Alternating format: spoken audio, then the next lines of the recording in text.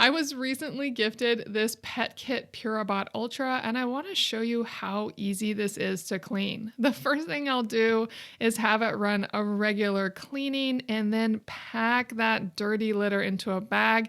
The heat seal on this is one of my favorite parts about this litter box. The fact that I never have to open a drawer to a bunch of disgusting concentrated litter, that the only time I ever look at it is when it's fully sealed, is amazing.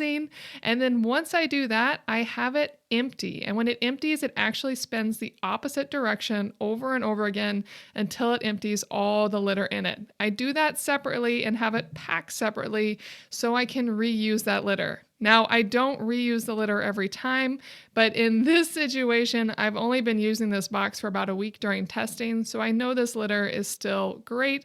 So now that is fully sealed and ready for me to use after I clean the box. Now, if I were fully deep cleaning, this is what I'd do. I'd take everything out of the back and I'd open it all up, and then I would spray everything down. So I'm going to give everything a quick spray. As you can see, it is all very, very clean.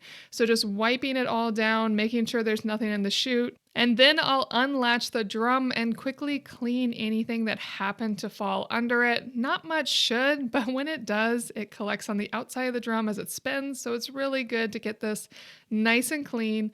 And then the drum is the biggest project. If you can spray it down with a hose and leave it outside, that's great. You can remove the inner liner on this so easily. So I like popping that out, and you can easily replace this or just fully clean it and then put it right back in. It really does pop in easily. Add the filter back in, put it back together. I hope this video helps you see how easy the Ultra is to take care of. A really fantastic litter box.